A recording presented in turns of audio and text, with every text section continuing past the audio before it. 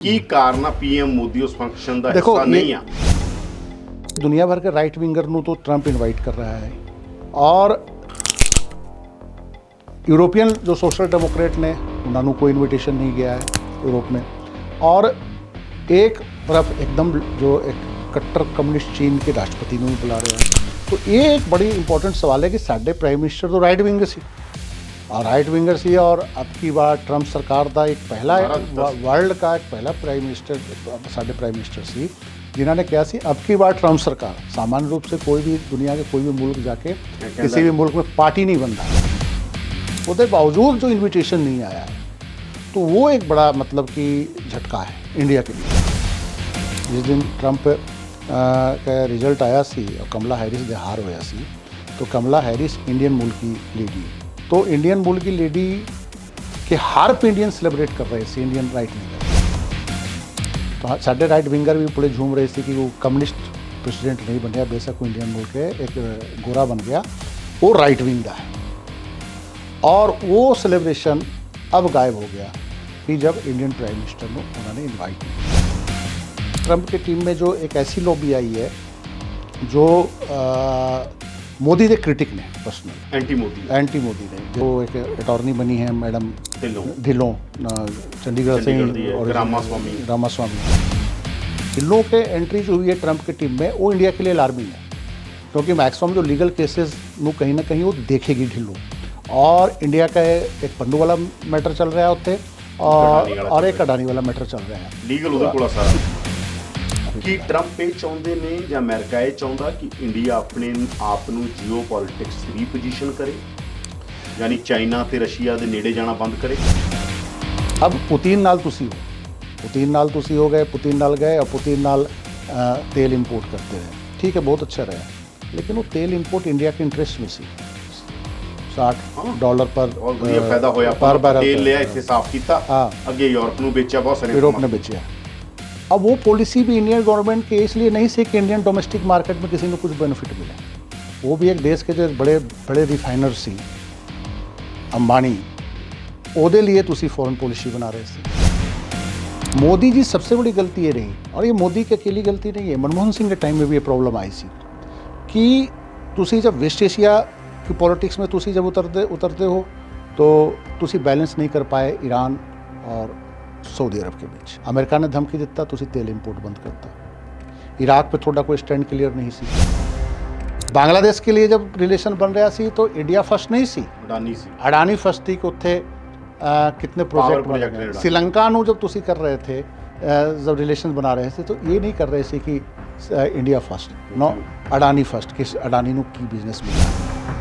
ये पॉलिसी तुसी बनाओगे कॉरपोरेट सेक्टर के लिए, तुसी अगर फॉरेन पॉलिसी डिसाइड करोगे तो ये होना ही होना है, क्योंकि दुनिया के तमाम ताकत को पता चल जाता है कि ये बंदा जो है कंट्री ये लिए फर्स्ट नहीं है, ये लिए अडानी फर्स्ट है।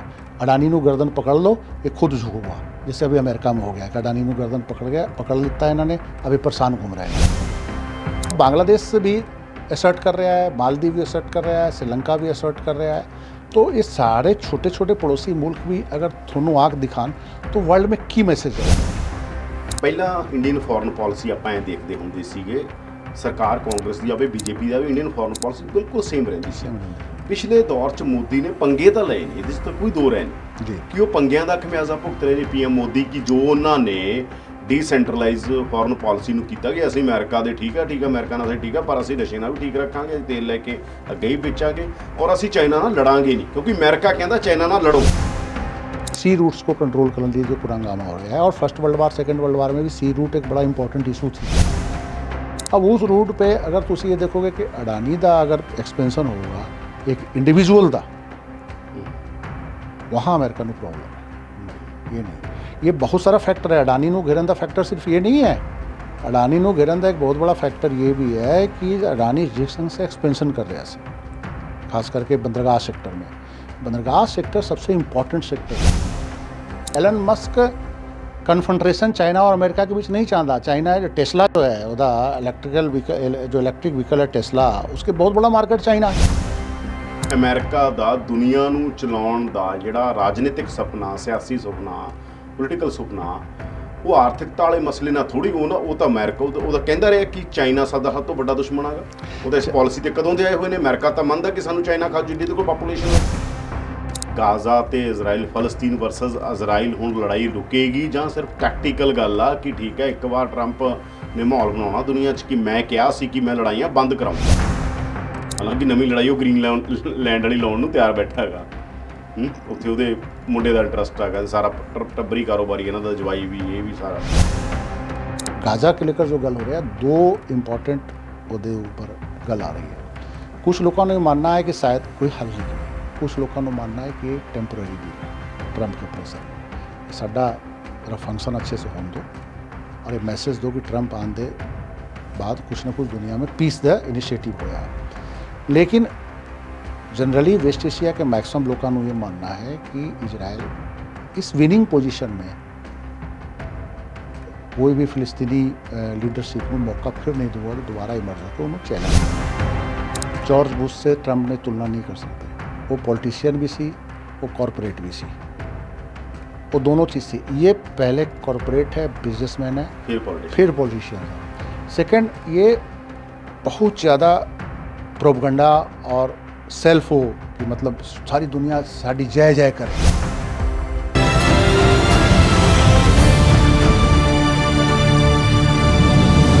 ਪ੍ਰੋ ਪੰਜਾਬ ਟੀਵੀ ਤੇ ਤੁਹਾਡਾ ਸਵਾਗਤ ਹੈ। ਮੈਂ ਹਾਂ ਯਾਦਵਿੰਦਰ ਸਿੰਘ।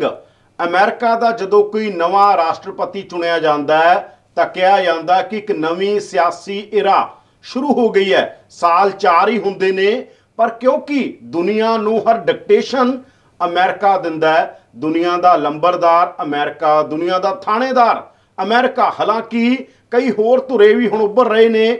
ਦੂਜੇ ਵਿਸ਼ਵ ਯੁੱਧ ਤੋਂ ਬਾਅਦ ਅਮਰੀਕਾ ਨੇ ਹੀ ਰਾਜ ਕੀਤਾ। ਹੁਣ ਚਾਈਨਾ ਤੇ ਰਸ਼ੀਆ ਵੀ ਬੜੇ ਹੀ ਤਰੀਕੇ ਨਾਲ ਅੱਗੇ ਵਧ ਰਹੇ ਨੇ। ਪਰ ਟਰੰਪ ਹੁਣ ਦੁਨੀਆ ਨੂੰ ਕਿਵੇਂ ਚਲਾਉਣਗੇ, ਕਿਉਂਕਿ ਟਰੰਪ ਬੜੇ ਅਨਪ੍ਰੈਡਿਕਟੇਬਲ ਵੀ ਮੰਨੇ ਜਾਂਦੇ ਨੇ। ਜਦੋਂ ਟਰੰਪ ਜਿੱਤੇ ਤਾਂ ਦੇਸ਼ ਦੇ ਅੰਦਰ ਜਿਹੜਾ ਹਾਰਡਕੋਰ ਰਾਈਟ ਵਿੰਗ ਸੀ ਉਹਨਾਂ ਨੇ ਟਰੰਪ ਨੂੰ ਸੈਲੀਬ੍ਰੇਟ ਕੀਤਾ। ਪਰ ਟਰੰਪ ਨੇ ਆਪਣੀ ਜਿਹੜੀ ਸੈਰੇਮਨੀ ਹੋਈ ਉਹਦੇ 'ਚ ਦੁਨੀਆ ਭਰ ਦੇ ਰਾਈਟ ਵਿੰਗ ਨੂੰ ਬੁਲਾਇਆ। ਜਿਵੇਂ ਇਟਲੀ, ਹੰਗਰੀ, ਬਹੁਤ ਸਾਰੀਆਂ ਥਾਵਾਂ ਦੇ ਪ੍ਰਧਾਨ ਮੰਤਰੀ, ਰਾਸ਼ਟਰਪਤੀ ਬੁਲਾਏ, ਪਰ ਪੀਐਮ ਮੋਦੀ ਨੂੰ ਸੱਦਾ ਨਹੀਂ ਦਿੱਤਾ। ਹਾਲਾਂਕਿ ਅੰਬਾਨੀ ਉਹਨਾਂ ਦੇ ਪ੍ਰੋਗਰਾਮ ਸੀ। ਟਰੰਪ ਹੁਣ ਗਾਜ਼ਾ ਨੂੰ ਲੈ ਕੇ, ਫਲਸਤੀਨ ਨੂੰ ਲੈ ਕੇ ਕੀ ਡਿਸੀਜਨ ਲੈਣਗੇ, ਕਿਉਂਕਿ ਜਿਹੜੀ ਹੋਸਟੇਜ ਡੀਲ ਕਹੀ ਜਾ ਰਹੀ ਹੈ ਬੇਸਿਕਲੀ ਉਹ ਸੀਜ਼ਫਾਇਰ ਆ ਜਾਂ ਸੀਜ਼ਫਾਇਰ ਇੱਕ ਟੈਕਟੀਕਲ ਆਗਾ। ਆਉਣ ਵਾਲੇ ਦਿਨਾਂ ਦੇ ਅੰਦਰ ਅਸੀਂ ਫਿਰ ਦੇਖਾਂਗੇ ਕਿ ਇਜ਼ਰਾਈਲ ਫਿਰ ਗਾਜ਼ਾ ਨੂੰ ਟਾਰਗੇਟ ਕਰੇਗਾ, ਜਾਂ ਫਿਰ ਆਪਾਂ ਇਹ ਦੇਖਾਂਗੇ ਕਿ ਇੰਡੀਆ ਦੇ ਨਾਲ ਕਿਸ ਤਰ੍ਹਾਂ ਦਾ ਰਿਸ਼ਤਾ ਹੋਏਗਾ। ਕਿਉਂਕਿ ਬਹੁਤ ਹੀ ਕਲੋਜ਼ ਜਿਹੜੇ ਬੀਜੇਪੀ ਦੇ ਨੈਰੇਟਰ ਨੇ, ਜਿਹੜੇ ਬੀਜੇਪੀ ਦੇ ਨੈਰੇਟਿਵ ਨੂੰ ਪੁਸ਼ ਕਰਦੇ ਨੇ, ਉਹ ਵੀ ਟਰੰਪ ਦੀ ਆਲੋਚਨਾ ਕਰਨੀ ਸ਼ੁਰੂ ਕਰ ਚੁੱਕੇ ਨੇ। ਸਾਡੇ ਨਾਲ ਅੱਜ ਸੰਜੀਵ ਪਾਂਡੇ ਨੇ, ਸੀਨੀਅਰ ਪੱਤਰਕਾਰ ਨੇ, ਪੰਜਾਬ 'ਚ ਵੀ ਰਹੇ ਨੇ, ਦਿੱਲੀ, ਬਹੁਤ ਸਾਰੀਆਂ ਥਾਵਾਂ ਤੇ ਲਗਾਤਾਰ ਜੀਓਪੋਲਿਟਿਕਸ 'ਤੇ ਧਿਆਨ ਰੱਖਦੇ ਨੇ ਔਰ ਇੰਡੀਅਨ ਇਕਨੋਮੀ ਦੇ ਉੱਤੇ, ਇੰਡੀਅਨ ਪੋਲਿਟਿਕਸ ਦੇ ਉੱਤੇ ਗੱਲਬਾਤ ਕਰਦੇ। ਉਹਨਾਂ ਦਾ ਸਵਾਗਤ ਕਰਦੇ ਹਾਂ। ਸਵਾਗਤ ਹੈ ਪੰਡਿਤ ਸਾਹਿਬ, ਬਹੁਤ ਬਹੁਤ ਤੁਹਾਡਾ ਪ੍ਰੋ ਪੰਜਾਬ। ਸਤਿ ਸ਼੍ਰੀ ਅਕਾਲ ਜੀ। ਸਤਿ ਸ਼੍ਰੀ ਅਕਾਲ ਪੰਡਿਤ ਸਾਹਿਬ। ਸਭ ਤੋਂ ਪਹਿਲਾ ਸਵਾਲ ਆਪਾਂ ਸ਼ੁਰੂ ਇੱਥੋਂ ਕਰ ਲੈਂਦੇ ਹਾਂ ਕਿਉਂਕਿ ਇੰਡੀਆ ਨਾਲ ਜੁੜੀ ਹੋਈ ਗੱਲ ਆ। ਜਦੋਂ ਟਰੰਪ ਜਿੱਤਦੇ ਨੇ ਤਾਂ ਇੱਥੇ ਇੱਕ ਬਹੁਤ ਵੱਡਾ ਸੈਲੀਬ੍ਰੇਸ਼ਨ ਹੁੰਦਾ ਹੈਗਾ ਕਿ ਟਰੰਪ ਆ ਗਏ। ਬਾਈਡਨ ਗੜਬੜ ਕਰ ਰਹੇ ਸੀ ਸਾਡੇ ਨਾਲ, ਸਿੱਖਾਂ ਵਾਲੇ ਮਸਲੇ ਚੱਲ ਰਹੇ ਸੀ, ਹੋਰ ਕਈ ਮਸਲੇ ਚੱਲ ਰਹੇ ਸੀ ਜਿਹਦੇ 'ਚ ਲੱਗਦਾ ਸੀ ਜਾਣਬੁੱਝ ਕੇ ਟਾਰਗੇਟ ਕਰ ਰਹੇ ਆ। ਉਸ ਤੋਂ ਬਾਅਦ ਜਦੋਂ ਅਡਾਨੀ ਦੇ ਉੱਤੇ ਕਾਰਵਾਈਆਂ ਕੋਰਟ 'ਚ ਹੋਈਆਂ, ਕਿਹਾ ਗਿਆ ਕਿ ਨਹੀਂ ਜੀ ਇਹ ਤਾਂ ਕੋਰਟ ਦੇ ਫੈਸਲੇ ਨੇ, 20 ਤਰੀਕ ਤੋਂ ਬਾਅਦ ਦੇਖਿਓ ਤੁਸੀਂ ਕੀ ਬਣਦਾ ਗਾ। ਪਰ ਹੁਣ ਆਪਾਂ ਦੇਖ ਰਹੇ ਹਾਂਗੇ ਕਿ ਸ਼ੀ ਜਿਨਪਿੰਗ ਨੂੰ ਉਹਨਾਂ ਨੇ ਸੱਦਾ ਦਿੱਤਾ, ਪਰ ਪੀਐਮ ਮੋਦੀ ਨੂੰ ਸੱਦਾ नहीं ਦਿੱਤਾ। ਉਹ ਜਿਨਪਿੰਗ गए भी नहीं गए। जी देखो, अमेरिकन जो पॉलिटिक्स में जो भी फैसला होता है तो तुसी ये मान के चलो कि अकेला अमेरिकन प्रेसिडेंट का बहुत इंपॉर्टेंट रोल तो होता ही है, लेकिन अमेरिकन प्रेसिडेंट के इंपॉर्टेंट रोल के साथ साथ उत्थे जो एक सिस्टम है deep state plus American corporate sector, जो कॉरपोरेट सेक्टर और डीप स्टेट के बीच उत्थे बड़ा एक मतलब कि इंटरनल कॉर्डियल रिलेशन है। और बहुत सारे फैसले डीप स्टेट और कॉरपोरेशन के अपना जो सिस्टम होता है, कॉरपोरेशन के जो अपना नेटवर्क पूरे दुनिया भर में होता है, हाँ वो इन्फॉर्मेशन वो वहाँ के डीप स्टेट नाल शेयर करते हैं। डीप स्टेट फिर आगे उन्होंने जो इन्फॉर्मेशन होता है वो दिंदा है। तो एक बहुत बड़ा फैक्टर उत्थे अमेरिकन एजेंसियाँ और प्लस कॉरपोरेशंस, वो बड़ा एक फैक्टर है। तो वो फैक्टर में जो ट्रंप है, ट्रंप थोड़ा सा असर्ट कर रहे हैं अभी इस बार कि मतलब कि ब्यूरोक्रेसी में कर रहे हैं कि कटौती होगा। फिर कहीं ना कहीं जो अमेरिकन डीप स्टेट पे भी लगाम लगान दी एक गल चल रही है और जिस ढंग से एलन मस्क और विवेक रामास्वामी और ये सारे लोगों को वो अपने एडमिनिस्ट्रेशन की टीम में लेके आए ने, तो कहीं ना कहीं ये कह रहा है कि डीरेगुलेशन की गल होती हो रही है कि बहुत सारी चीज़ों सरकारी कंट्रोल से बाहर करो। तो वो एक गल लगभग जो चल रही है वो कितना सक्सेस होगा ये तो फ्यूचर में पता चलूगा। पर पहला इंडिया ते रहिए की कारण पीएम मोदी उस फंक्शन का देखो हिस्सा नहीं आ, ये एक बड़ी इंडिया दे नाल क्यों नेगोशिएट नहीं कर रहा है? देखो वो इसलिए बड़ा इंपॉर्टेंट एक गल इसलिए उठ गई कि पिछले 5 साल 10 साल से असी एक पूरा का पूरा क्वाड बनया जिहदे विच इंडिया अमेरिका जापान आस्ट्रेलिया ये सारी टीम आए, तो लग्या कि अमेरिका से बहुत नज़दीक हो रहा है। ये नज़दीक मतलब कि ट्रंप का एक बड़ी एक्टिव इनिशिएटिव सी और ये उम्मीद किया जा रहा है कि अमेरिका के इंडिया बहुत नज़दीक है, इंडिया को इग्नोर नहीं कर सकता। क्वाड जो बनाया जा रहा है वो चाइना को काउंटर करने लिए बना रहा है अमेरिका एशिया पैसिफिक में, साउथ चाइना सी से लेके हिंद महासागर और ये तुम देख लो अरब सागर तक एक बड़ा मतलब एक टीम वर्क का एक मतलब कि एक हिस्सा सी। तो मतलब कि यही इंडियन परसेप्शन तो यही है कि इंडिया को इग्नोर अमेरिका नहीं कर सकता। तो वो एक जो आया कि लेकिन ट्रंप ने जिस ढंग से पुरानी क्वाड जिन्होंने क्वाड एक बड़ा मतलब एक्टिव क्वाड ट्रंप ने करवाया सी, क्वाड में एक्टिव कराया, वही ट्रंप जिनपिंग को बुला रहा है, सी जिनपिंग को इनवाइट कर रहा है और इंडियन प्राइम मिनिस्टर ने इनवाइट नहीं कर रहा है। एक कंट्राडिक्शन ये है कि दुनिया भर के राइट विंगर को तो ट्रंप इनवाइट कर रहा है और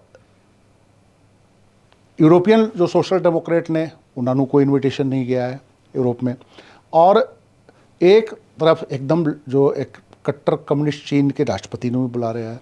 तो ये एक बड़ी इंपॉर्टेंट सवाल है कि साढ़े प्राइम मिनिस्टर तो राइट विंगर सी और अब की बार ट्रंप सरकार का एक पहला वर्ल्ड का एक पहला प्राइम मिनिस्टर साढ़े प्राइम मिनिस्टर सी जिन्होंने कहा सी अब की बार ट्रंप सरकार सामान्य रूप से कोई भी दुनिया के कोई भी मुल्क जाके किसी भी मुल्क में पार्टी नहीं बनता इंटरनल पॉलिटिक्स में, क्या लेना देना। लेकिन उहदे बीच जिस ढंग से प्राइम मिनिस्टर ने इतना बड़ा रिस्क लिता सी, हाउडी मोदी कार्यक्रम होया सी अगर थोड़ा याद हो तो वो उहदे बावजूद जो इन्विटेशन नहीं आया है, तो वो एक बड़ा मतलब कि झटका है इंडिया के लिए कि आखिर क्यों दुनिया भर में डिस्कशन हो रहा है, मतलब कि खास करके इंडिया में तो डिस्कशन हो ही रहा है। जिस दिन ट्रंप का रिजल्ट आया सी और कमला हैरिस दे हार होया सी, तो कमला हैरिस इंडियन मूल की लेडी, तमिलनाडु की लेडी थी, साउथ इंडियन लेडी थी। तो इंडियन मूल की लेडी के हार पे इंडियन सेलिब्रेट कर रहे थे, इंडियन राइट विंगर।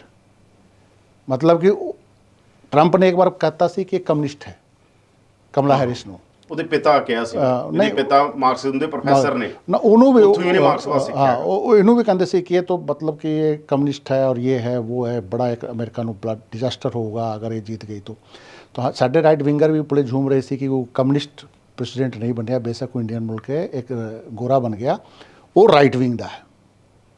और वो सेलिब्रेशन अब गायब हो गया कि जब इंडियन प्राइम मिनिस्टर को उन्होंने इनवाइट नहीं किया। अब ये इनवाइट ना कराने के पीछे अकेला ट्रंप का दिमाग है या जो अमेरिकन कॉरपोरेट सेक्टर के जो एक लॉबी है जिसमें एलन मस्क जैसे लोग ने, उन्होंने दिमाग तो नहीं है, क्योंकि एलन मस्क का बिजनेस इंटरेस्ट चाइना में भी है, एलन मस्क का बिजनेस इंटरेस्ट इंडिया से भी है।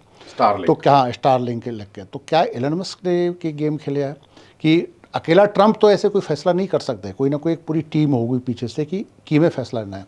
दूसरा जो थे एक ट्रंप की टीम में जो एक ऐसी लॉबी आई है जो मोदी के क्रिटिक ने पर्सनल एंटी मोदी ने, जैसे 4-5 लोग नाम दस्से उन्होंने, जिसमें एक वो मतलब खुल्लम खुल्ला तो मतलब कि नहीं ने, लेकिन वो कहीं ना कहीं एंटी मोदी अपने टाइम टू टाइम ट्वीट करके, जैसे वो एक अटॉर्नी बनी है मैडम ढिल्लों चंडीगढ़ से और रामास्वामी, तो ये मतलब कि ये बंदे जैसे ढिल्लों के एंट्री जो हुई है ट्रंप के टीम में वो इंडिया के लिए अलार्मिंग है, क्योंकि मैक्सिमम जो लीगल केसेस नु कहीं ना कहीं वो देखेगी ढिल्लों।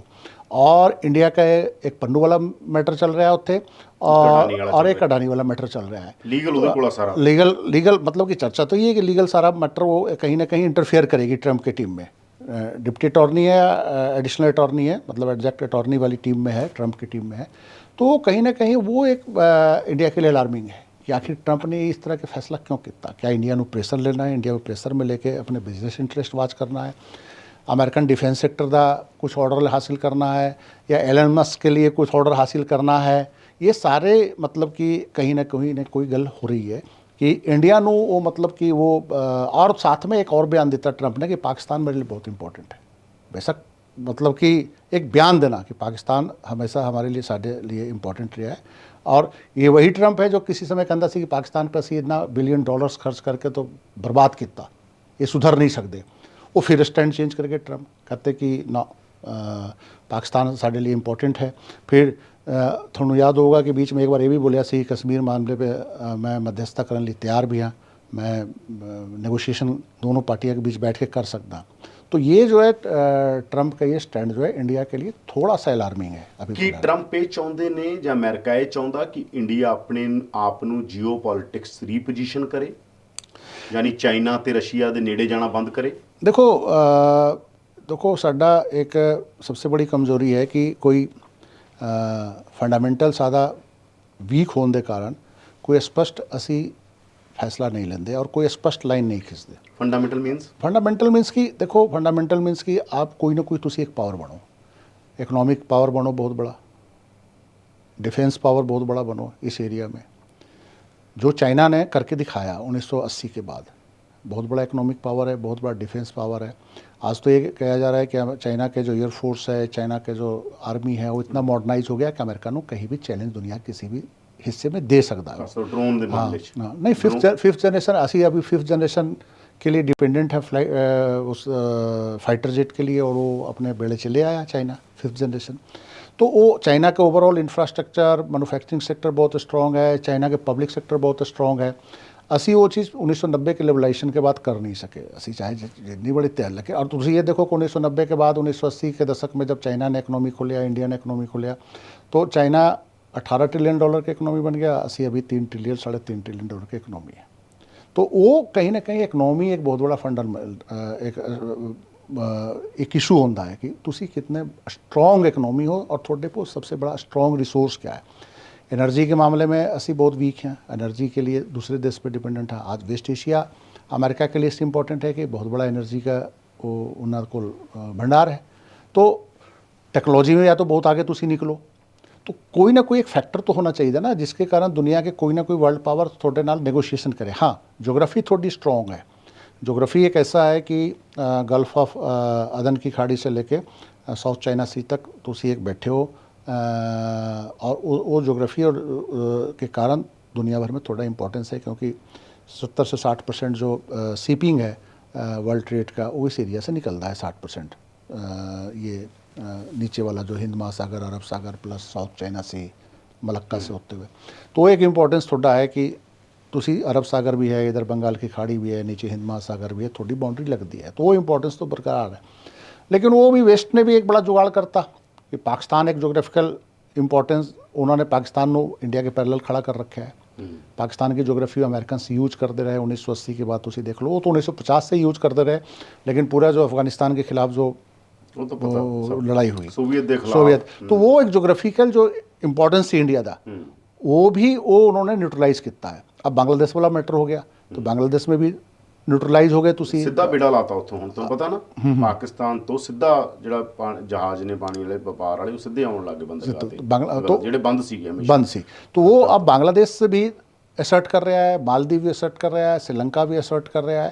तो ये सारे छोटे छोटे पड़ोसी मुल्क भी अगर थोनों आँख दिखान तो वर्ल्ड में की मैसेज आऊगा। ਮੈਂ ਕਹਿ ਰਿਹਾਗਾ ਕਿ ਜੋ ਪਹਿਲਾਂ ਇੰਡੀਅਨ ਫੋਰਨ ਪਾਲਿਸੀ ਆਪਾਂ ਐ ਦੇਖਦੇ ਹੁੰਦੇ ਸੀਗੇ, ਸਰਕਾਰ ਕਾਂਗਰਸ ਦੀ ਆਵੇ ਬੀਜੇਪੀ ਦੀ ਆਵੇ, ਇੰਡੀਅਨ ਫੋਰਨ ਪਾਲਿਸੀ ਬਿਲਕੁਲ ਸੇਮ ਰਹਿੰਦੀ ਸੀ। ਪਿਛਲੇ ਦੌਰ 'ਚ ਮੋਦੀ ਨੇ ਪੰਗੇ ਤਾਂ ਲਏ ਨੇ, ਇਹਦੇ 'ਚ ਤਾਂ ਕੋਈ ਦੋ ਰਹਿ ਨਹੀਂ ਜੀ ਕਿ ਉਹ ਪੰਗਿਆਂ ਦਾ ਖਮਿਆਜ਼ਾ ਭੁਗਤ ਰਹੇ ਨੇ ਪੀਐਮ ਮੋਦੀ, ਕਿ ਜੋ ਉਹਨਾਂ ਨੇ ਡੀਸੈਂਟਰਲਾਈਜ਼ ਫੋਰਨ ਪਾਲਿਸੀ ਨੂੰ ਕੀਤਾ ਕਿ ਅਸੀਂ ਅਮਰੀਕਾ ਦੇ ਠੀਕ ਆ ਅਮਰੀਕਾ ਨਾਲ ਅਸੀਂ ਠੀਕ ਆ, ਪਰ ਅਸੀਂ ਰਸ਼ੀਆ ਨਾਲ ਵੀ ਠੀਕ ਰੱਖਾਂਗੇ, ਤੇਲ ਲੈ ਕੇ ਅੱਗੇ ਹੀ ਵੇਚਾਂਗੇ, ਔਰ ਅਸੀਂ ਚਾਈਨਾ ਨਾਲ ਲੜਾਂਗੇ ਨਹੀਂ, ਕਿਉਂਕਿ ਅਮਰੀਕਾ ਕਹਿੰਦਾ ਚਾਈਨਾ ਨਾਲ ਲੜੋ। ਉਹ ਚਾਹੁੰਦਾ ਮੈਂ ਸਾਊਥ ਈਸਟ ਏਸ਼ੀਆ 'ਚ ਚਾਈਨਾ ਨੂੰ ਘੇਰ ਲਾਵਾਂ, ਇੱਥੋਂ ਬਾਹਰ ਨਹੀਂ ਨਿਕਲਣ ਦੇਣਾ ਚਾਈਨਾ ਨੂੰ। ਸਾਰੇ ਪੰਗੇ ਉਹਨੇ ਆਲੇ ਦੁਆਲੇ ਪਾਏ ਨੇ, ਤੁਸੀਂ ਦੇਖਿਆ ਇੰਡੋਨੇਸ਼ੀਆ ਦੇਖਿਆ ਤੁਸੀਂ, ਨਾਲ ਤਾਇਵਾਨ ਹੈ ਨਾ। ਉਹ ਚਾਹੁੰਦਾ ਹੈਗਾ ਕਿ ਵੱਡੀ ਆਬਾਦੀ ਕੌਣ ਆ ਇੰਡੀਆ, ਇੱਥੇ ਭਿੜ ਜੇ ਇਹਦੇ ਨਾਲ ਲੜ ਪਏ। ਮਤਲਬ ਆਪਾਂ ਲੜਨਾ ਨਹੀਂ ਚਾਹੁੰਦੇ, ਪੀਐਮ ਮੋਦੀ ਦੀ ਪਾਲਿਸੀ ਹੈ। नहीं देखो सबसे बड़ी गल है कि गौरमेंट जिसकी भी हो, कांग्रेस हो या बीजेपी दे, ਉਹਦੀ फर्स्ट पॉलिसी होनी चाहिए कंट्री फस्ट। कंट्री फस्ट में जो थोड़ा इंटरेस्ट है उन्होंने वाच करना है। चाहे पाकिस्तान को लेकर हो, चाहे चाइना को लेकर हो, तुसी चाहे बांग्लादेश को लेकर हो, चाहे अमेरिका को लेकर हो, चाहे यूरोप को लेकर हो, चाहे वेस्ट एशिया को लेकर हो। मोदी जी सबसे बड़ी गलती ये रही, और ये मोदी की अकेली गलती नहीं है, मनमोहन सिंह के टाइम में भी ये प्रॉब्लम आई सी कि तुसी जब वेस्ट एशिया की पॉलिटिक्स में तुसी जब उतरते हो तो तुसी बैलेंस नहीं कर पाए ईरान और सऊदी अरब के बीच। ये मनमोहन सिंह के टाइम में भी प्रॉब्लम आई सी। अमेरिका ने धमकी दिता तुसी तेल इंपोर्ट बंद करता, इराक पे थोड़ा कोई स्टैंड क्लियर नहीं सी। फिर इसी ढंग से जब ये यूक्रेन वार होया, चाहे फिलिस्तीन का वार होया, कोई नहीं, मतलब फिलिस्तीन वाले में तो राइट विंगर सारे इजराइल नाल ने। हाँ, इंडिया ਦੀ ਜਿਹੜੀ ਪਾਲਿਸੀ ਹੋਰ ਤਰ੍ਹਾਂ ਦੀ ਹੈ, ਪਾਰਟੀ ਦੀ ਹੋਰ ਤਰ੍ਹਾਂ पार्टी दी और है, तो ਉਹਦੇ बीच एक क्लियर कट स्टैंड होना चाहिए कि नहीं, ये जहाँ पे जो सही है सही को सही बोलो तुसी और गलत ਨੂੰ गलत बोलो। अब पुतिन नाल तुसी हो, पुतिन नाल तुसी हो गए, पुतिन नाल गए और पुतिन नाल तेल इंपोर्ट करते रहे, ठीक है, बहुत अच्छा रहा, लेकिन वो तेल इंपोर्ट इंडिया के इंटरेस्ट में सी। $60 पर ਬਹੁਤ ਵਧੀਆ ਫਾਇਦਾ ਹੋਇਆ, पर बैरल ਤੇਲ ਲਿਆ ਇੱਥੇ ਸਾਫ਼ ਕੀਤਾ, ਅੱਗੇ ਯੂਰਪ ਨੂੰ ਵੇਚਿਆ, बहुत सारे यूरोप ने बेचा। अब वो पॉलिसी भी इंडियन गवर्नमेंट के इसलिए नहीं सी कि इंडियन डोमेस्टिक मार्केट में किसी को कुछ बेनिफिट मिले। वो भी एक देश के जो एक बड़े बड़े रिफाइनर सी अंबानी, ਉਹਦੇ लिए तुसी फॉरेन पॉलिसी बना रहे थे। ਉਹਨੂੰ ਫਾਇਦਾ ਦੇਣਾ। बांग्लादेश के लिए जब रिलेशन बन रहा सी तो इंडिया फर्स्ट नहीं सी, ਅਡਾਨੀ ਸੀ, अडानी फर्स्ट थी कि उत्थे कितने प्रोजेक्ट बन project गए। ने श्रीलंका ਨੂੰ जब तुसी कर रहे थे, जब रिलेशन बना रहे थे तो ये नहीं कर रहे थे कि India first, no Adani first, किस अडानी ਨੂੰ की बिजनेस मिलना है। तो जब ये पॉलिसी तुसी बनाओगे कॉरपोरेट सेक्टर के लिए, तुसी अगर फॉरेन पॉलिसी डिसाइड करोगे तो ये होना ही होना है, क्योंकि दुनिया के तमाम ताकत को पता चल जाता है कि ये बंदा जो है कंट्री ਇਹਦੇ लिए फर्स्ट नहीं है, ਇਹਦੇ लिए अडानी फर्स्ट है। अडानी ਨੂੰ गर्दन पकड़ लो, ये खुद झुकेगा, जैसे अभी अमेरिका में हो गया कि अडानी ਨੂੰ गर्दन पकड़ लेता है इन्होंने, अभी परेशान घूम रहे हैं। तो मेरा ये मानना है कि ये फंडामेंटल जो एक वीक किया इन्होंने कि कंट्री द इंटरेस्ट ਨੂੰ, पब्लिक सैक्टर ਨੂੰ, देखो कोई भी गवर्नमेंट दुनिया में ताकतवर तब होती है जब ਉਹਦਾ पब्लिक सैक्टर का एक परफॉर्मेंस होता है। चाइना जैसे देश का पब्लिक सैक्टर का परफॉर्मेंस है, अमेरिका और यूरोप से तुसी तुलना ना करो, वो सब बहुत डेवलप इकनॉमी 19वीं शताब्दी 20वीं शताब्दी में ही इंडस्ट्रियल रेवोल्यूशन के बाद वो बन गए सी। अब कहोगे कि अमेरिका में भी सब प्राइवेट सेक्टर है, इंग्लैंड में भी प्राइवेट सेक्टर, तो उससे तुसी कंपीट नहीं कर सकते। तुसी थोड़ा डेवलपमेंट 1947 ਸੈਕਟਰ ਨੂੰ ਤਾਂ ਸਭ ਨੇ ਮਾਰਿਆ। ਮੈਂ ਚਲੋ ਇੰਦਰਾ ਗਾਂਧੀ ਦੀ ਗੱਲ ਕਰ ਲੈਣਾ ਕੱਲੀ, ਹਨਾ, ਪੂਰੀ ਦੁਨੀਆ ਦਾ, ਕਿਉਂਕਿ ਗਲੋਬਲ ਆਰਡਰ ਬਦਲਿਆ ਬੇਸਿਕਲੀ 80s ਤੋਂ ਬਾਅਦ। ਇੰਦਰਾ ਗਾਂਧੀ ਦੇ ਟਾਈਮ ਉਹਨੇ ਨੈਸ਼ਨਲਾਈਜ਼ ਕੀਤਾ, ਮਾਈਨਸ ਨੂੰ ਨੈਸ਼ਨਲਾਈਜ਼ ਕੀਤਾ, ਬੈਂਕਾਂ ਨੂੰ ਨੈਸ਼ਨਲਾਈਜ਼ ਕੀਤਾ, ਉਹਦਾ ਬੜਾ ਵਿਰੋਧ ਵੀ ਹੋਇਆ ਇੰਦਰਾ ਗਾਂਧੀ ਦਾ। ਪਰ 80s 'ਚ ਪੂਰੀ ਦੁਨੀਆ ਦਾ ਗਲੋਬਲ ਆਰਡਰ ਬਦਲਿਆ। ਉਹ ਗਲੋਬਲ ਆਰਡਰ ਦੇ ਅੰਦਰ ਕੋਈ ਬਚਾ ਤਾਂ ਹੈ ਨਹੀਂ। ਕਾਂਗਰਸ ਦੇ ਟਾਈਮ ਵੀ ਆਪਾਂ ਇਕਨੋਮਿਕ ਪਾਲਿਸੀ ਤਾਂ ਸੇਮ ਹੀ ਰਹੀ, ਬੀਜੇਪੀ बेसिकली कंट्री ਦਾ ਫੰਡਾਮੈਂਟਲ ਜੋ ਪਬਲਿਕ ਸੈਕਟਰ ਨੂੰ ਤਾਂ ਸਭ ਨੇ ਮਾਰਿਆ। ਮੈਂ ਕਹਿੰਦਾ ਕਾਂਗਰਸ ਨੇ ਹੀ ਮਾਰਿਆ, ਬੀਜੇਪੀ ਨਹੀਂ ਮਾਰਿਆ। हाँ, ये ਇਹਦੇ ਵਿੱਚ ਕੋਈ ਦੋ ਰਾਏ ਹੀ ਨਹੀਂ ਕਿ ਇਹ ਜੋ ਪਬਲਿਕ ਸੈਕਟਰ ਨੂੰ ਸਭ ਤੋਂ ਜ਼ਿਆਦਾ ਡੈਂਟ ਮਨਮੋਹਨ ਸਿੰਘ ਦੀ ਗਵਰਨਮੈਂਟ ਨੇ ਸ਼ੁਰੂ ਕੀਤਾ ਸੀ। ਹਾਲਾਂਕਿ ਕਾਂਗਰਸ ਦੇ ਕਈ ਲੋਕ ਬੜੇ ਤਰਕ ਦਿੰਦੇ ਨੇ ਕਿ ਨਹੀਂ ਪਬਲਿਕ ਸੈਕਟਰ ਇੰਨਾ ਬੰਦ ਨਹੀਂ ਹੋਇਆ और कुछ नए पब्लिक सेक्टर शुरू हुए, ਉਹਨਾਂ ਦਾ ਤਰਕ ਹੈ। लेकिन ये जो डिसइन्वेस्टमेंट, औने पौने दाम में पब्लिक सेक्टर को बेचना, वो सारा जो है वो मनमोहन सिंह के टाइम में शुरू होया। मोदी के टाइम में वो स्पीड पकड़ गया। मनमोहन सिंह के टाइम में भी 4-5 कारपोरेट घराने सी, वो बहुत ज़्यादा इंटरफेयर करते सी, और अब भी 4-5 कारपोरेट घराने इंटरफेयर कर रहे हैं। तो पब्लिक सेक्टर जो है, पब्लिक सेक्टर ठीक है, दुनिया के तमाम देश में तुसी डिसइन्वेस्टमेंट, चाइना ने भी इकनॉमी ओपन किया, लेकिन अपने पब्लिक सेक्टर के कॉस्ट पे नहीं ना। बैंक ऑफ चाइना ने तो बर्बाद नहीं किया ना। आज थोड़े PNB बर्बाद हो रहा है, थोड़े बंदे बैंक से लोन लेके विदेश भाग जाते हैं, तुसी बंदा नहीं पकड़ते। अगर सोच लो कि चाइना में अगर ये होता फिर की होता। चाइना में कितने लोग करप्शन केस में गए हैं, इकनॉमिक फ्रॉड में। अभी पिछले जिनपिंग के जो लास्ट जो टाइम सी, ਉਹਦੇ ਵਿੱਚ 600-700 ਪੋਲੀਟੀਕਲ ਲੀਡਰਾਂ ਨੂੰ ਉਹਨਾਂ ਨੇ कार्रवाई की जो इकनॉमिक फ्रॉड में सी, करप्शन में सी। तो तुसी जो है बैंकिंग सेक्टर हो गया, थोड़ा रेलवे हो गया, डिफेंस सेक्टर हो गया, उन्होंने जो भी एक फंडामेंटल आज़ादी के बाद बनया सी, 1960 में बनया, 70 तक बनया, वो सारा तुसी बर्बाद किया। और वो जो है ओदा अल्टीमेट जो है सिचुएशन, हम ये नहीं कहते प्राइवेट सेक्टर बंद कर दो, लेकिन प्राइवेट सेक्टर ਨੂੰ कहो कि तुसी कंपटीशन करो, नया एयरपोर्ट बना लो। तुसी इंदिरा गांधी इंटरनेशनल एयरपोर्ट अडानी को दे दो, मान के चलो, नया बनाओ तुसी एयरपोर्ट। कौन मना कर रहा है? चाइना ने ये इकनॉमी खोलिया सी, इस तरह से इकनॉमी खोलिया। अब बताओ कि रसिया के जो टॉप के जो एनर्जी सेक्टर है, गजप्रॉम, रोसनेफ्ट, वो प्राइवेट सेक्टर तो नहीं है। आज भी दुनिया भर में जो एनर्जी सेक्टर के जो बड़ा जाइंट में माना जाता है रोसनेफ्ट और ये गजप्रॉम, तो वो दुनिया भर में टेंडर लेता है। थोड़ा पब्लिक सेक्टर फॉरेन में इस तरह से क्यों नहीं परफॉर्म कर रहा है? वो इतना वीक करता तुसी, इतना वीक ਤੁਹਾਨੂੰ करता। ਲੱਗਦਾ ਜੇ ਪਬਲਿਕ ਸੈਕਟਰ ਤਕੜਾ ਹੁੰਦਾ ਤਾਂ ਅਮਰੀਕਾ ਨਾਲ ਨੈਗੋਸ਼ੀਏਸ਼ਨ ਹੋਰ ਹੁੰਦੀ? Definitely। ਉਹ ਵੀ ਜਿਵੇਂ ਸ਼ੀ ਜਿਨਪਿੰਗ ਨੂੰ ਬੁਲਾ ਰਹੇ ਨੇ, ਪੀਐਮ ਮੋਦੀ ਨੂੰ ਵੀ ਬੁਲਾਉਂਦੇ ਜੇ ਪ੍ਰਾਈਵੇਟ ਪਲੇਅਰਾਂ ਦੇ ਹੱਥ सारा कुछ ना ਹੁੰਦਾ। चाइनीज़ पॉलिसी में एक सबसे बड़ा बेनिफिट ये है, चाइनीज़ इकनॉमी की सबसे बड़ी खूबसूरती यही है, ये पब्लिक सैक्टर प्राइवेट सैक्टर दोनों ਨੂੰ ਉਹਨਾਂ ਨੇ ਪੈਰਲਲ ਕੰਪੀਟੀਸ਼ਨ ਕਰਨ ਦਾ ਮੌਕਾ ਦਿੱਤਾ।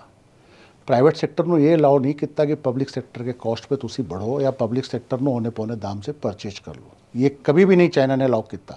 चाइना क्रोनी कैपिटलिज्म चाइनीज एक उदाहरण क्रोनी कैपिटलिज्म ले आया क्या? हाँ नहीं, एक नहीं, चाइनीज़ इकोनॉमी कैपिटलिज्म पे डिपेंडेंट होया, लेकिन क्रोनी नहीं। एक सिंपल उदाहरण से समझो कि इंडिया में BSNL है और जियो है और एयरटेल है।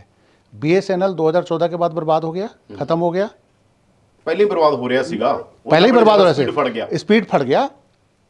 जियो आया, BSNL ਨੂੰ 4G नहीं मिलिया, 4G अब जाके 2023 में तुसी दिता, 10 साल 4G नहीं मिलिया। चाइना में उन्होंने कहा कि ठीक है प्राइवेट सैक्टर भी बढ़े, उन्होंने एक कंपनी है हवावे टेलीकॉम सैक्टर के दुनिया भर के सब एक बड़ी कंपनी माना जाता है, लेकिन चाइना ने ये नहीं किया कि तुसी पब्लिक सेक्टर के कॉस्ट पे जो है ये टेलीकॉम कंपनी जो है वो वहाँ दुनिया भर में या चाइना के अंदर बढ़े।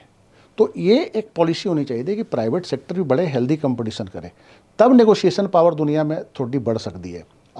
आज चाइना के पास जो एक इकोनॉमिक पोजीशन है, जिनपिंग ਨੂੰ क्यों इनवाइट किया ट्रंप ने? प्योर इकोनॉमिक एक काउज है, जिनपिंग ਨੂੰ इनवाइट कर ली। 18 ट्रिलियन ਦੀ ਉਹਨਾਂ ਦੀ 18 ट्रिलियन की इकोनॉमी नहीं। एलन मस्क कन्फ्रंट्रेशन चाइना और अमेरिका के बीच नहीं चाहता। चाइना जो टेस्ला जो है ਉਹਦਾ इलेक्ट्रिक व्हीकल है टेस्ला, उसके बहुत बड़ा मार्केट चाइना है।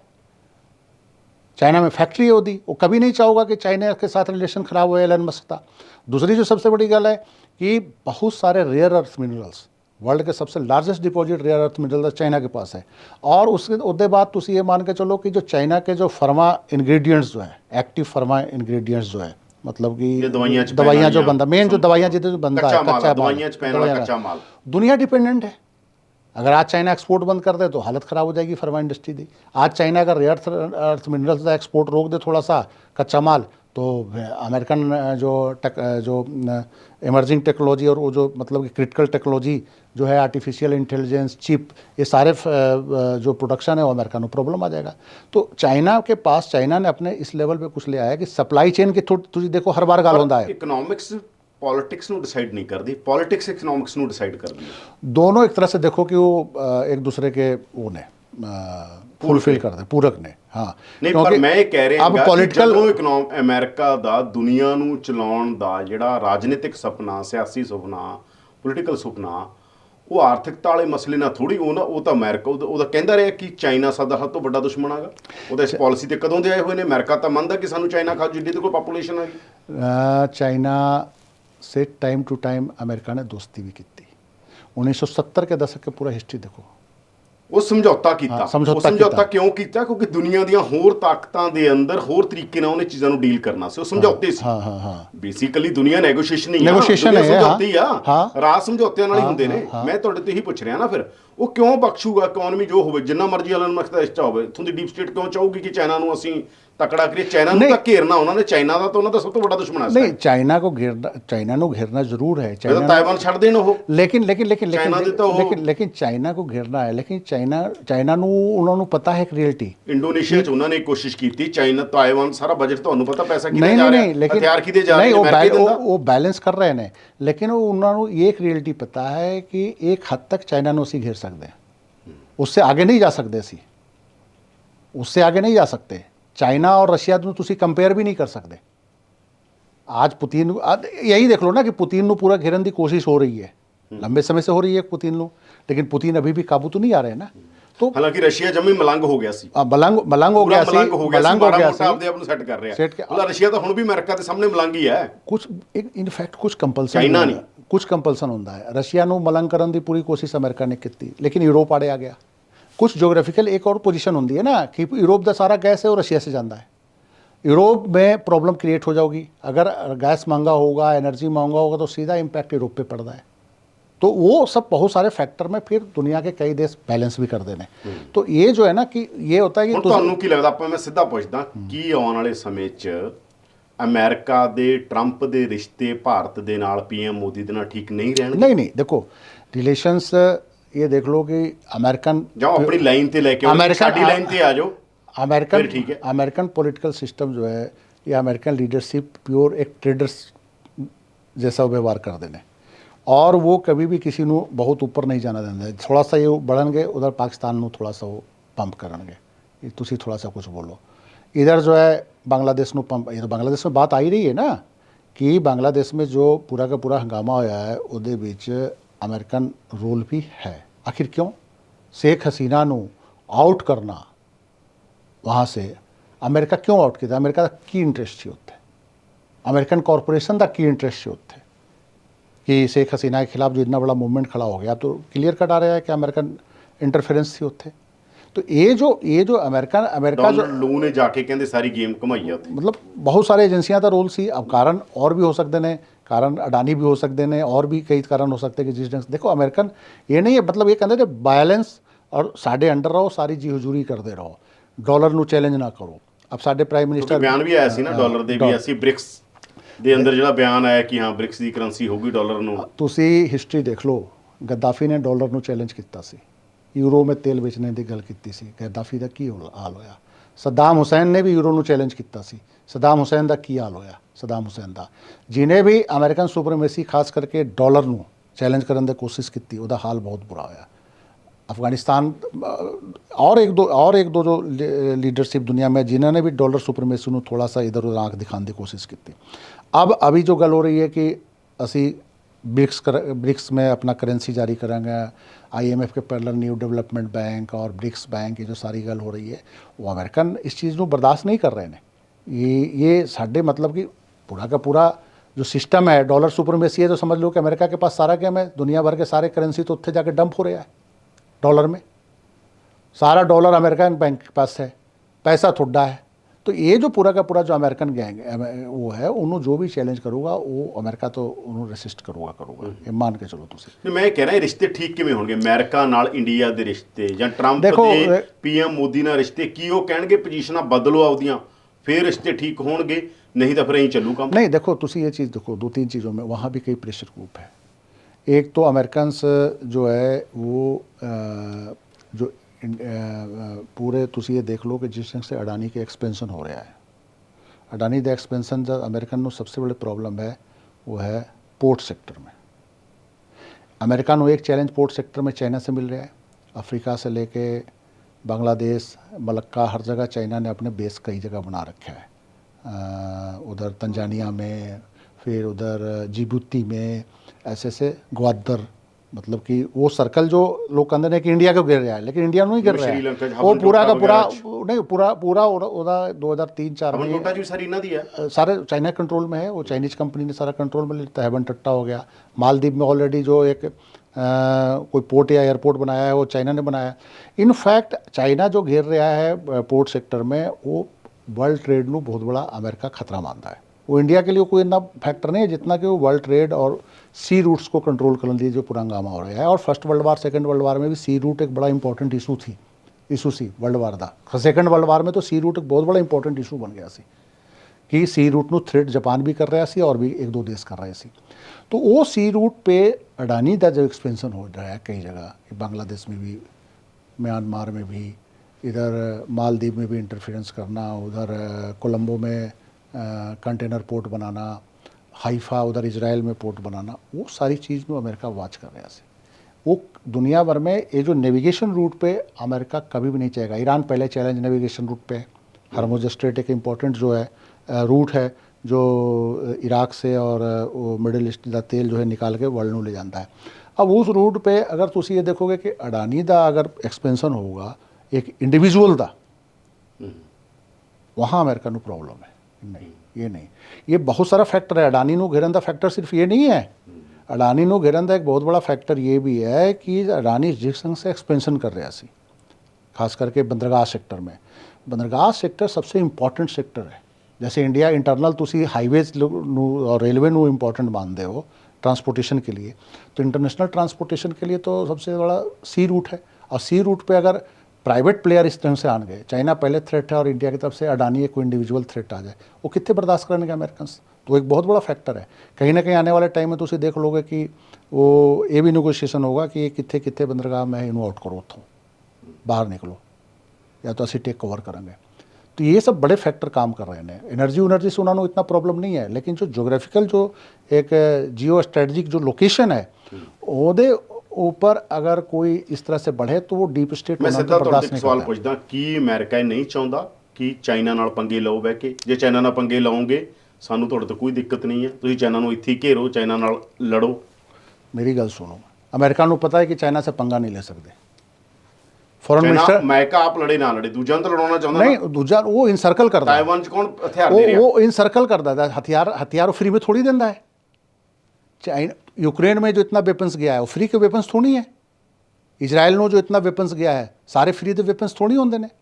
वो तो अमेरिकन डिफेंस सेक्टर के ही तो है कि एड के रूप में भी जो पैसा आंदा है वो लौट के अमेरिकन डिफेंस कंपनियां चला जाता है। तुसी पूरा इराक वार पढ़ लो, तुसी पूरा अफगानिस्तान वार पढ़ लो, वो भी अमेरिकन इकोनॉमी ने स्ट्रॉन्ग करता है ਨਾ। ਮੈਂ ਕਹਿਣਾ एकदम 100%। ਜਿੱਥੇ ਆਪ ਨਹੀਂ ਲੜਨਾ ਚਾਹੁੰਦਾ ਉਹ ਕਹਿੰਦਾ ਆਲੇ ਦਾਲੇ ਵਾਲੇ ਜਿਹੜੇ ਬੈਠੇ ਨੇ ਇਹਨਾਂ ਨੂੰ ਲੜਾ ਦਿਓ। मेरी गल सुनो, अब अमेरिका ਚਾਈਨਾ ਜੇ ਇੱਥੋਂ ਬਾਹਰ ਹੀ ਨਾ ਨਿਕਲੇ ਇਹਨੂੰ ਇੱਥੇ ਹੀ ਘੇਰ ਲਓ। नहीं वो पूरी अमेरिकन पॉलिसी है, लेकिन इंडियन गवर्नमेंट वो क्या कर सकती है? तुसी ये गल देखो कि अमेरिका ने ये तो देख लिता कि गलवान क्लाइसिस जब होया, ਹੁਣ ਬੁੱਤ ਵਗੈਰਾ ਵੀ ਲਾਇਆ ਨਾ ਪਿੱਛੇ, ਜੇ ਮੈਂ ਤਾਂ ਕਹਿੰਦਾ ਸਿੱਖਾਂ ਨੇ ਮੰਗ ਕਰਤੀ ਕਿ ਜੋਰਾਵਰ ਸਿੰਘ ਦਾ ਬੁੱਤ ਲੱਗਣਾ ਚਾਹੀਦਾ ਉੱਥੇ। देखो सर, बूथ लगाना एक अलग गल है। बफर जोन का की स्थिति है जो जिनपिंग नाल गल हुई है रशिया के अंदर और वो बीच कहा गया कि सब कुछ ठीक हो गया। बफर जोन पे अभी तक गवर्नमेंट क्लियर क्यों नहीं है कि चाइना से जो बफर जोन है, अभी भी बफर जोन की क्या पोजीशन है? साडा पेट्रोलिंग पॉइंट जो है उत्थे साडे सैनिक जा रहे हैं। सेकंड जो सबसे इंपॉर्टेंट गल सी वो अमेरिकन ने नहीं सुनिया होगा कि जब साडे फाइनेंस फॉरेन मिनिस्टर ने ये बोलिया कि जी चाइना बहुत बड़ी इकोनॉमी, असी लड़ नहीं सकते, और इन्ना कुछ वार होने के बावजूद, इन्ना कुछ होने के बावजूद $100 बिलियन क्रॉस कर गया ट्रेड, और चाइना सरप्लस है, कम से कम 80 से 90 बिलियन डॉलर सरप्लस है चाइना। तो कितने चाइना से तुसी लड़ रहे हो?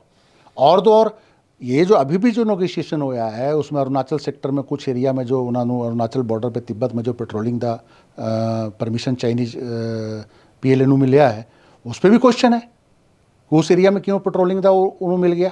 वो तो पिंडी विसाले उन्होंने कही तो वो अमेरिका को पता है सारा कुछ। साढ़े प्राइम मिनिस्टर तो बोल ही रहे थे कि साढ़े एरिया में तो कोई आया ही नहीं। क्यों नहीं आया भाई? फॉरेन मिनिस्टर, डिफेंस मिनिस्टर बोल रहे हैं क्या आए हैं, साढ़े सैनिक शहीद हो गए, प्राइम मिनिस्टर बन ही रहे थे। तो वो पता है अमेरिकन को कि कितना ही लड़ सकते हैं। लेकिन ठीक है, खड़े रहो, तुसी कुछ हथियार मेरे से भी परचेज कर लो, सानू भी कुछ बिजनेस दो, जो सारे के सारे हैं। अच्छा, ਹੁਣ ਇੰਡੀਆ ਵਾਲਾ ਚੈਪਟਰ ਕਲੋਜ਼ ਕਰਕੇ ਆਪਾਂ ਕੀ ਲੱਗਦਾਗਾ ਕਿ ਇਹ ਜਿਹੜਾ ਜਿਹਨੂੰ ਕਿਹਾ ਗਿਆ ਹੋਸਟੇਜ ਡੀਲ, ਇਹ ਸੀਜ਼ਫਾਇਰ ਆ ਗਾਜ਼ਾ ਤੇ ਇਜ਼ਰਾਈਲ, ਫਲਸਤੀਨ ਵਰਸਸ ਇਜ਼ਰਾਈਲ, ਹੁਣ ਲੜਾਈ ਰੁਕੇਗੀ ਜਾਂ ਸਿਰਫ ਟੈਕਟੀਕਲ ਗੱਲ ਆ ਕਿ ਠੀਕ ਹੈ ਇੱਕ ਵਾਰ ਟਰੰਪ ਨੇ ਮਾਹੌਲ ਬਣਾਉਣਾ ਦੁਨੀਆ 'ਚ ਕਿ ਮੈਂ ਕਿਹਾ ਸੀ ਕਿ ਮੈਂ ਲੜਾਈਆਂ ਬੰਦ ਕਰਾਊਂਗਾ, ਇਹ ਕਿਹਾ ਸੀ ਨਾ ਕਿ ਮੈਂ ਸਾਰੀਆਂ ਲੜਾਈਆਂ ਬੰਦ ਕਰਾਊਂਗਾ। ਹਾਲਾਂਕਿ ਨਵੀਂ ਲੜਾਈ ਉਹ ਗ੍ਰੀਨਲੈਂਡ ਵਾਲੀ ਲਾਉਣ ਨੂੰ ਤਿਆਰ ਬੈਠਾ ਹੈਗਾ। ਉੱਥੇ ਉਹਦੇ ਮੁੰਡੇ ਦਾ इंटरेस्ट ਹੈਗਾ, ਸਾਰਾ ਟੱਬਰੀ ਕਾਰੋਬਾਰੀ ਇਹਨਾਂ ਦਾ, ਜਵਾਈ ਵੀ, ਇਹ ਵੀ ਸਾਰਾ। देखो ट्रंप के अगर तुसी कैरेक्टर देखो तो ट्रंप बहुत सीरियस पॉलिटिशियंस के रूप में तो नज़र आते नहीं है। वो जैसे होंगे नहीं कि कोई इलाके का बहुत बड़ा बदमाश जब बड़े कुर्सी बैठे कुछ ना भी ऑर्डर कर देना। जैसे अभी पनामा कनाल नो कहता है मैं ले लूँगा पनामा कनाल, मैं बर्दाश्त नहीं कर सकता। उत्थे 4 चाइनीज़ कंपनी है जो ऑपरेट कर रहे हैं पनामा कनाल के 4 पोर्ट नो, 4 जो साइड पोर्ट्स ने पनामा कनाल के बीच बीच में, कि हांगकॉन्ग की कंपनी ऑपरेट कर रही है। और जिनपिंग को बुला रहा है ट्रंप, उदय कर रहा है पनामा नो कि वहाँ 4 चाइनीज़ कंपनी ऑपरेट कर रहे हैं, मैं बर्दाश्त नहीं कर सकता। डेनमार्क को धमका रहा है कि हम ये कर लूँगा। देखो मेरी बात सुनो, जो गाज़ा के लेकर जो गल हो रहा है, 2 इम्पॉर्टेंट उहदे ऊपर गल आ रही है। कुछ लोगों ने मानना है कि शायद कोई हल निकले, कुछ लोगों ने मानना है कि ये टेम्पोरेरी डील है ट्रंप के प्रेशर में, कि साडा जरा फंक्शन अच्छे से होने दो और एक मैसेज दो कि ट्रंप आने दे बाद कुछ ना कुछ दुनिया में पीस द इनिशिएटिव होया है। लेकिन जनरली वेस्ट एशिया के मैक्सिमम लोगों को ये मानना है कि इजराइल इस विनिंग पोजीशन में कोई भी फिलिस्तीनी लीडरशिप को मौका फिर नहीं दूंगा कि दोबारा इमर्ज होकर उन्होंने चैलेंज करना। क्योंकि इजराइल में जो सबसे बड़ा बेनिफिट ये हो गया है कि जो एक्सिस थी, ईरानियन एक्सिस जो थी, हिजबुल्ला, हौथी और ईरान खुद, वो तीनों वीक कर गया। और सबसे बड़ा जो इजराइल को बेनिफिट होया कि असद जो डाउनफॉल आया असद का, तो वेस्ट एशिया में जो पोजीशन चेंज हुई है उस चेंज पोजीशन होने के कारण कभी भी ये नहीं लग रहा है कि या तो फ़िलिस्तीनी सरेंडर कर दें, और मिस्र रूप उधर अफ्रीका में इफेक्ट पड़ रहा है क्योंकि एक कॉरिडोर है, तो वो कॉरिडोर के कारण ये एक तत्कालिक प्रेशर है कि कुछ ढंग से हल निकालो। लेकिन जो ਕਿਉਂਕਿ ਦੋ ਪੀਸ ਨੇ, ਕਿ ਇਹ ਹੈਗਾ ਇੱਕ ਦੂਸਰਾ ਜਿਹੜਾ ਮਤਲਬ ਦੋ ਗੇੜ ਨੇ ਇਹਦੇ ਹਨਾ, ਅੱਗੇ ਬਹੁਤ ਸਾਰੇ ਨੇਗੇ ਕਿ ਪਹਿਲੇ ਗੇੜ 'ਚ ਇਹ ਹੋਊਗਾ ਹੋਸਟੇਜ, हाँ वो मतलब कि वो establish। एक वीक के बाद दूसरे गेड़ दे शुरू होनी है। देखो हॉस्टेज रिलीज सबसे बड़ी बात नहीं है, फिलिस्तीन का एक मेजर जो इशू है टू नेशन ਕਿਉਂਕਿ ਲੈਬਨਾਨ ਦੇ ਉੱਤੇ ਵੀ ਅਟੈਕ ਕੀਤਾ ਉਹਨੇ, Attack ਇਹੀ ਗੱਲ ਕਹਿ ਕੇ ਵੀ ਸੀਜ਼ ਫਾਇਰ ਆ, ਬਾਅਦ ਚੋਂ ਠੋਕੀ ਗਿਆ ਉਹਨਾਂ ਨੂੰ। नहीं बेसिक ਹੁਣ ਕਿ ਇਹ ਵੀ ਇਹੀ ਸੋਚ ਰਿਹਾ ਕਿ ਕਿਤੇ ਸਾਡੇ ਬੰਦੇ ਛੱਡਣ ਸਾਰੀ ਸਾਡੇ ਜਿਹੜੇ ਟਾਰਗੇਟ ਇਹ ਹੀ ਟਾਰਗੇਟ सिंपल एक दूसरी गल देखो कि कश्मीर को लेकर जो इंडिया पाकिस्तान के बीच प्रॉब्लम है, सीज फायर हो जाता है फायरिंग शुरू हो जाती है, सीज फायर हो जाता है फायरिंग शुरू हो जाती है, ਉਹੀ वो रहनी है। सेम प्रॉब्लम वो आई हुई है। देखो उत्थे की प्रॉब्लम है कि ट्रंप ऐसे तो सीज फायर हो गया, लेकिन ट्रंप के जितनी जो टीम है जो वेस्ट एशिया नो डील कर Deal रही करदी है, है। चाहे स्पेशल उन्होंने पूरी एम्बेसडर हो, pro Israel हो। चाहे उन्होंने डिफेंस सेक्रेटरी हो, total pro Israel. Pro Israel है। और जो सबसे बड़ी बात है कि जो ईरान वीक हो गया है इस समय, तो जो अब यही समस्या एक आ रही है कि एक गल ये हो रही है कि सऊदी अरब और यूएई वो चाहता है कि इत्थे ये ख़त्म करो, क्योंकि उन्होंने इस्लामिक लीडरशिप पे क्वेश्चन आ रहा है कि तो इस्लाम का सबसे बड़ा लीडर है, इस्लामिक ऑर्गेनाइजेशन जो बनाया हुआ है OIC जो बना हुआ है, ऑर्गेनाइजेशन ऑफ इस्लामिक कोऑपरेशन, कहता है वो कुछ बोल ही नहीं रहा है। और ये इस्लामिक वर्ल्ड में लगातार क्वेश्चन उठ रहा है कि उइगुर मसला हो, चाहे कश्मीर मसला हो, चाहे फ़िलिस्तीन का मसला हो, उस पर सऊदी अरब सरेंडर कर गया है। सऊदी अरब को अपना बिजनेस इंटरेस्ट दुनिया को चाहिए, चाइना से चाहिए उसको, चाइना को एक्सपोर्ट करता है, लार्जेस्ट मार्केट है तेल का सऊदी तेल का, तो उइगुर पर नहीं कुछ बोल रहा है। कश्मीर इंडिया एक बहुत बड़ा लार्जेस्ट इंपोर्टर है मिडिल ईस्ट का तेल का, उसमें सऊदी अरब यूएई के तेल का बड़ा एक इंपॉर्टेंट रोल है इंडियन इकोनॉमी में, और वो भी इंडियन मार्केट खोना नहीं चाहते, तो कश्मीर पे चुप हो गए। कोई धारा 370 जब स्पेशल जो प्रोविज़न हटाया गया तो पाकिस्तान ने बड़ी कोशिश की थी, तो वो भी सक्सेस नहीं हो पाया। तो ये सऊदी किंग पे भी एक क्वेश्चन है, क्या फ़िलिस्तीन पे भी इतना जो अटैक होया है, तो फ़िलिस्तीन पे ईरान ने तो स्टैंड लिया, सऊदी अरब यूएई चुप, कतर डबल गेम खेलता रहा है। कतर बेसिकली अमेरिकन प्लेयर ही नहीं, ਜਿਹੜੀ ਹੁਣ ਡੀਲ ਹੋਈ ਉਹ ਵੀ कतर दी हुई, तो अफगानिस्तान में भी जो डील हुई थी कतर हुई थी। कतर एक मेन डील कर रहा है अफगानिस्तान के हार्डलाइनर्स, क्योंकि कतर का जो राजा है वो हार्डलाइनर से बड़े अच्छे रिलेशंस ने, लेकिन अमेरिकन स्टेट से भी वो बड़े अच्छे रिलेशन हैं, तो अमेरिका भी समय समय पर उन्होंने कतर दे किंग नू यूज करता है। और इधर जो मिलिटेंट ऑर्गेनाइजेशन ने, चाहे वो हिजबुल्ला हो, हिजबुल्ला के भी बड़े सारे लीडर वहीं कतर में ही रहते हैं, तालिबान के बहुत सारे लीडर कतर में रहते हैं, जिनने भी पॉलिटिकल कमीशन तालिबान का दोहा में है। तो ये जो 2-3 देश जो है उन्होंने एक ये प्रॉब्लम है कि वर्ल्ड इस्लामिक मुल्कों बीच जो इस्लाम में एक क्वेश्चन उठ रहा है कि तुसी या तो फिलिस्तीनियन जो जितना कुछ है टू नेशन जो टू स्टेट का है वो फैसला करवा दो, वो जो एरिया है वो फैसला हो नहीं पा रहा है। गाज़ा और वेस्ट बैंक के एरिया में भी इजराइल जिस ढंग से वहाँ पे घुसपैठ करता है, टाइम टू टाइम तंग करता है, तो वो एक बड़ा इशू है। लेकिन 70,000 ਬੰਦਾ ਕਹਿੰਦੇ ਹੁਣ ਮਰਿਆ, ਹਾਲਾਂकि न्यूयॉर्क टाइम ਦੀ ਕੋਈ ਰਿਪੋर्ट ਆ ਉਹ ਕਹਿੰਦੇ ये ज़्यादा नहीं, मतलब नहीं, वो तो जिस ढंग से बॉम्बिंग हुई है, जिस ढंग से मतलब कि लगातार बॉम्बिंग हुई है, तो भी आंकड़ा तुसी नहीं, उन्होंने तो यूएन के जो बंदे सी उन्होंने भी नहीं छोड़िया, वो भी मारे गए बीच में, जो थे ह्यूमैनिटेरियन वर्क कर रहे सी वहाँ पे, जर्नलिस्ट मारे गए। हाँ, जर्नलिस्ट मारे गए। तो ये एक बहुत बड़ा फैक्टर है, और ट्रंप से बहुत ज़्यादा वेस्ट एशिया के लिए उम्मीद करना उन्हें, ट्रंप द बिजनेस मॉडल अगर सूट करूँगा, सऊदी किंग का कोई एक्टिव इंटरफेरेंस होगा, जो पीछे कोशिश थी अब्राहम अकॉर्ड में, जो जेड कुशनर जो ट्रंप का दामाद सी, वो जिस ढंग से नेतान्याहू उस समय और मोहम्मद बिन सलमान को इकट्ठा लेके आया सी, मेन आर्कीटेक्ट ट्रंप का दामाद सी, ਉਹਦਾ ਇਨਵੈਸਟਮੈਂਟਾਂ ਨੇ ਬਹੁਤ ਸਾਰੇ, ਉਹਦਾ ਬਹੁਤ ਜ਼ਿਆਦਾ ਬਿਜ਼ਨਸ ਹੈ, ਉਹਦਾ ਡਬਲ ਇਨਵੈਸਟਮੈਂਟ ਹੈ। ਮੁੰਡੇ ਦੀਆਂ ਵੀ ਗਾਜ਼ਾ 'ਚ ਵੀ ਇਨਵੈਸਟਮੈਂਟਾਂ ਨੇ, गाजा है। और मैनू लगता है कि वो जेड कुशनर खुद यहूदी है, जो ट्रंप का जो दामाद है, ट्रंप का वो अमेरिकन प्रेसिडेंट का एक बड़ा है, वो बिल क्लिंटन का दामाद भी यहूदी ही है, मतलब हाँ, बिल क्लिंटन का दामाद भी यहूदी है। तो ये जो ज्यूस लॉबी है वो इतना स्ट्रॉन्ग लॉबी है, और चूँकि बैंकिंग सिस्टम पे ना तो बहुत शुरू से कब्जा रहा है पूरे वेस्ट एशिया पे। कहते हैं कि पिछले 1000 साल से जो बैंकिंग लोन ये सारा इस्लाम के रहते हुए भी ज्यूस कंट्रोल किया है, ज्यूस ने कंट्रोल किया है पूरे बैंकिंग सेक्टर में। वो लॉबी इतनी स्ट्रॉन्ग है, टेक्नोलॉजी से भी बहुत स्ट्रॉन्ग है।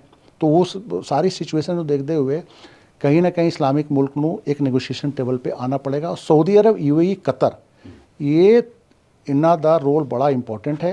दुनिया को पता है कि इस्लाम सेक्टोरियन रूप से बटिया हुआ है, सिया सुन्नी के नाम पे। इराक, ईरान जो है सिया डोमिनेटेड है, सऊदी अरब और यूएई सुन्नी डोमिनेटेड है, कुवैत सुन्नी डोमिनेटेड है, कतर सुन्नी डोमिनेटेड है, बहरीन में ईरान शिया है। बहरीन जो है मेजॉरिटी पॉपुलेशन शिया है, लेकिन शासक वहाँ के साथ सुन्नी है। और सेंटकॉम का हेड क्वार्टर भी बहरीन में है, अमेरिकन जो आर्मी है। तो ये जो मिडिल ईस्ट दा पॉलिटिक्स है, उसमें जो एनर्जी दा जो एक बहुत बड़ा जो एक जखीरा है, वो अमेरिकन कॉरपोरेशन इतने आसानी से हाथ नहीं लगन देंगे। और चूँकि अमेरिका में जो ये ईसाई ज्यूस लॉबी इतना स्ट्रॉन्ग है, ਉਹ ਉਹਨੂੰ ਵੀ ਉਹ ਇਗਨੋਰ ਨਹੀਂ ਕਰ ਸਕਦੇ। ਦੋਨੋਂ ਪਾਰਟੀਆਂ ਨੂੰ ਫੰਡਿੰਗ ਕਰਦੇ। ਰਸ਼ੀਆ ਯੂਕਰੇਨ ਵਾਲੇ ਚ ਵੀ ਕਰ ਚੁੱਕਿਆ ਟਰੰਪ, ਉਹਦੇ ਚ ਵੀ ਤਾਂ ਕੋਈ ਅਜੇ ਤੱਕ ਮੰਨਣ ਨੂੰ ਮਤਲਬ ਉਸ ਤਰ੍ਹਾਂ ਦੀ ਤਾਂ ਕੋਈ ਗੱਲ ਦਿਖ ਨਹੀਂ ਰਹੀਗੀ। नहीं वो हाँ वो देख लो कि यूक्रेनियन राष्ट्रपति भी मेरे हिसाब से शायद जिस कम्युनिटी दे ने जेलेंस्की जिस कम्युनिटी दे ने पूरा डिज़ाइन देखो तुसी उत्थे भी जो लड़ाई हो रही है जिस कम्युनिटी का राष्ट्रपति है।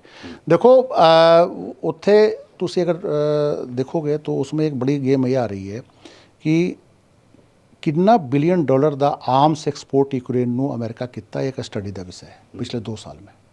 अमेरिकन डिफेंस इंडस्ट्री इस वार में मालामाल हो गई है।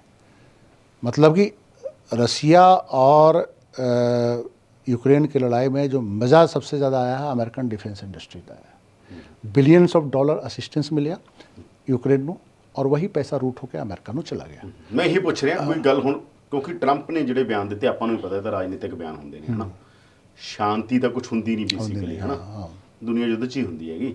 ਸ਼ਾਂਤੀ ਤਾਂ ਬੇਸਿਕਲੀ ਇੱਕ ਮਤਲਬ ਇੱਕ ਇਹੋ ਜਿਹਾ ਸ਼ਬਦ ਆ ਜਿਹੜਾ ਮਤਲਬ ਬੇਸਿਕਲੀ ਯੁੱਧ ਤੋਂ ਲੜਨ ਦੇ ਲਈ ਉਹ ਟਾਈਮ ਹੁੰਦਾ, ਸ਼ਾਂਤੀ ਜਿਹੜਾ ਪੀਰੀਅਡ ਹੁੰਦਾ ਬੇਸਿਕਲੀ ਯੁੱਧ ਦੀ ਤਿਆਰੀ ਹੁੰਦੀ ਆ। ਉਹ ਦੇਖੋ ਉਹ ਤਾਂ ਮੈਂ ਕਹਿਣਾ ਹੈਗਾ ਕਿ ਵਾਕਈ ਟਰੰਪ ਨੇ ਮਾਹੌਲ ਬਣਾਇਆ ਕਿ ਮੈਂ ਯੁੱਧ ਦੁਨੀਆ 'ਚੋਂ ਖਤਮ ਕਰੂੰਗਾ, ਪੀਸ ਦੀ ਦੁਨੀਆ ਰਹੂਗੀ। ਤੁਹਾਨੂੰ ਲੱਗਦਾ ਸਟ੍ਰੈਟਜੀਕਲੀ ਇਹ ਸੰਭਵ ਹੈ ਜਾਂ ਇਹ ਸਿਰਫ ਪੋਲੀਟੀਕਲ ਬਿਆਨ ਸੀਗਾ? ਠੀਕ ਹੈ, ਦੇਖੋ ਥੋੜਾ ਡਿਫਰੈਂਟ ਤਾਂ ਰਹੀ ਨਹੀਂ, ਤਾਂ ਕੋਈ ਦੂਰ ਹੈ ਨਹੀਂ, ਕਿਉਂਕਿ ਉਹ ਬਿਜ਼ਨਸਮੈਨ ਨੇ। ट्रंप बहुत बड़ा ਇਹ ਵੀ ਨਹੀਂ ਹੈਗਾ ਕਿ ਬਾਈਡਨ ਹੋ ਰਿਆਂ ਦੇ Nixon Jimmy Carter George Bush से ट्रंप ने तुलना नहीं कर सकते।